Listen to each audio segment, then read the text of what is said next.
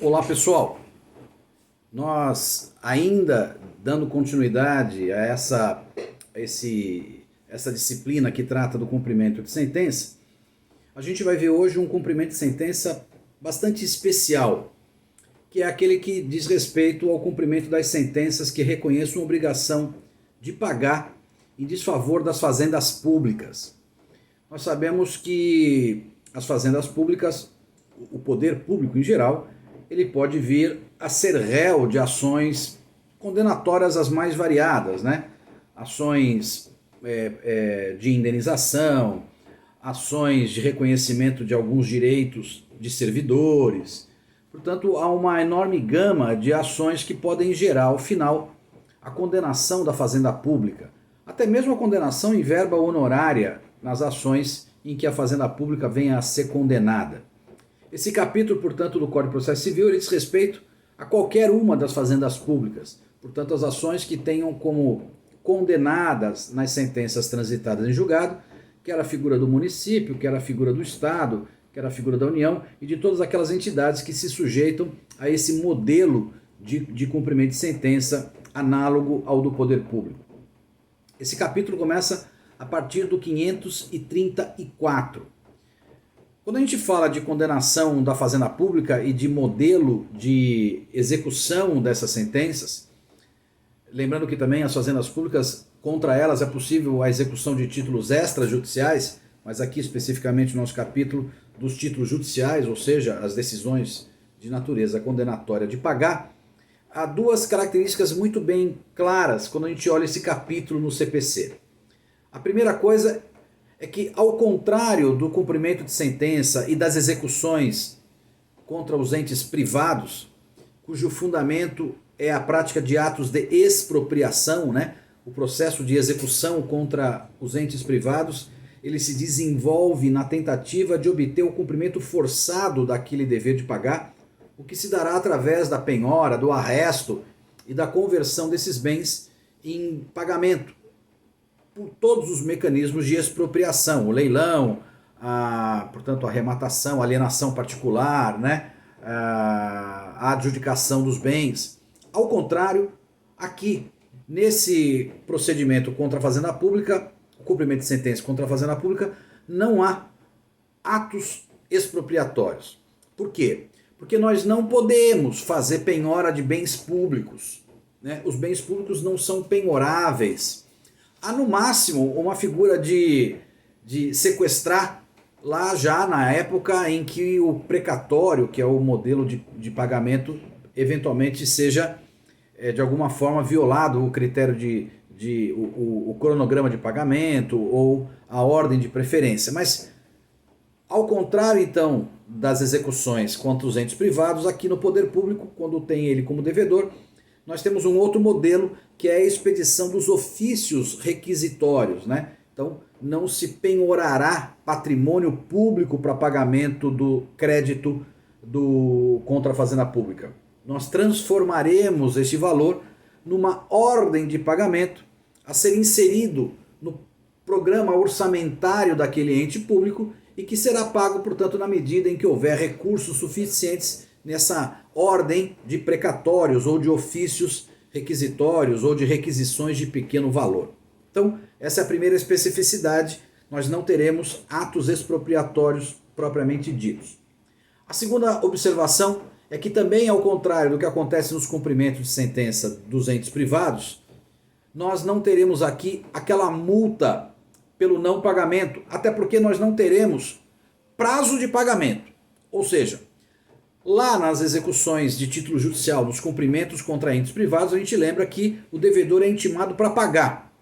Aqui, na verdade, a fazenda pública não é intimada para pagar, ela é intimada para impugnar ou, eventualmente, na inércia, ter-se como concordância.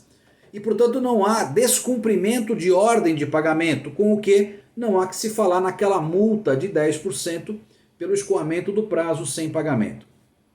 Então, essas são as duas grandes especificidades, né? A ausência de atos expropriatórios e a ausência de qualquer punição, até pela ausência de prazo específico de pagamento. O artigo 534, 534 determina que no cumprimento de sentença que impuser à fazenda pública o dever de pagar uma quantia certa, o exequente apresentará demonstrativo discriminado e atualizado do crédito contendo.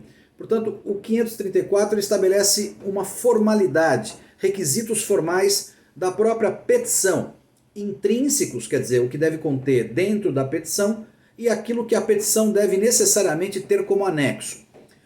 A formatação, a formalidade é muito parecida com qualquer cumprimento de sentença, portanto tem aqui o nome completo, os dados do credor e a informação dos dados do devedor, o valor, o índice de correção, os termos inicial e final da contagem de correção monetária, eventualmente periodicidade dos juros, se houver algum tipo de desconto, informar também quais são os descontos. E, sobretudo, é necessário, como disse o caput, a apresentação de uma planilha de cálculos em que se informe qual exatamente a origem daquele valor final, para que o executado tenha, dentro do seu direito amplo de defesa, de ter o maior número de informações possíveis para até concordar com aquele cálculo, mas para que ele tenha conhecimento de como se chegou àquele valor. Portanto, o parágrafo 2º expressa exatamente aquela ausência de imposição de multa do 523, que é aquela multa pelo não pagamento, até porque a gente vai ver, não há prazo de pagamento, porque não é esse o modelo que se quis dar ao cumprimento contra as fazendas públicas. O 535 determina que a fazenda pública, portanto, após apresentada essa petição pelo credor, instaurado esse incidente de cumprimento contra a fazenda pública, hoje no Tribunal de Justiça, no site do Tribunal de Justiça, essa petição é catalogada, portanto, uma das nomenclaturas usadas é justamente cumprimento de sentença contra a fazenda pública. Portanto, o incidente terá exatamente esse nome, incidente de cumprimento de sentença contra a fazenda pública. Então, instaurado esse incidente, estando em ordem essa petição que deu origem a esse incidente, então não havendo nenhum tipo de emenda a ser feita, o juiz determinará a intimação na pessoa do seu representante judicial, portanto, o procurador que atua nos autos, que atuou nos autos em favor do ente público, ele vai ser intimado por carga, portanto, fisicamente com o processo, mas hoje nós já sabemos que as fazendas são intimadas por meios eletrônicos, né? Então há um procedimento hoje digital que faz com que as fazendas tomem conhecimento. Ela será intimada para, querendo, no prazo de 30 dias e nos próprios autos, impugnar a execução. Vejam que a fazenda não é intimada para pagar, ela é intimada para impugnar. É óbvio que a impugnação depende da presença de elementos, né, de requisitos, de justificativa, de motivo. Ninguém impugna não havendo razão para impugnar. Nós não estamos dizendo aqui que a fazenda é obrigada a impugnar, só estou dizendo que ela é intimada para impugnar. Evidentemente, o contrário da impugnação é a concordância. Quais são as motivações que podem constar na impugnação da fazenda? Bom, o 535 estabelece um rol que, na verdade, gente, é exatamente o mesmo do artigo 527.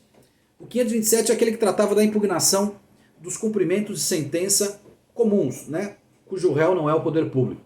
E nós vimos que o executado tem uma série de matérias. Basicamente, lembremos, as matérias a serem objeto de impugnação são todas aquelas matérias que já não precluíram na fase de conhecimento. Nós não podemos revigorar assuntos que já foram alçados à condição de matéria preclusa. Ou porque o prazo para alegação no processo de conhecimento se escoou e essa alegação não foi feita, quer porque a alegação foi feita e foi afastada por uma decisão judicial preclusa. Portanto, via de regra, as impugnações devem tratar de questões ou posteriores ao cumprimento de sentença, à instauração, posteriores ao trânsito em julgado, ou alguma questão relativa a alguma nulidade que possa gerar a inexequibilidade do título, que possa gerar a impossibilidade de execução daquela decisão. Mas, de qualquer forma, se arrola aqui. Então, falta ou nulidade de citação no processo de conhecimento. Então, a fazenda nem foi citada no processo de conhecimento, de modo que é nulo o próprio processo de conhecimento e daí a sentença que se originou dela. A ilegitimidade de parte, portanto, ilegitimidade de parte, lembremos, não aquela legitimidade que deveria ter sido alegada no processo de conhecimento e não foi. É a ilegitimidade de parte que se verifica agora na fase de cumprimento de sentença. A inexequibilidade do título ou inexigibilidade da obrigação. Por exemplo, há uma condição a ser realizada e essa condição não foi realizada, de modo que o título ainda não é exigível, porque falta ao próprio exequente cumprir uma determinada condição. Ou naquelas hipóteses que nós vimos lá no 527, que tratam daquelas sentenças que já foram objeto de decisões vinculantes do Supremo Tribunal Federal.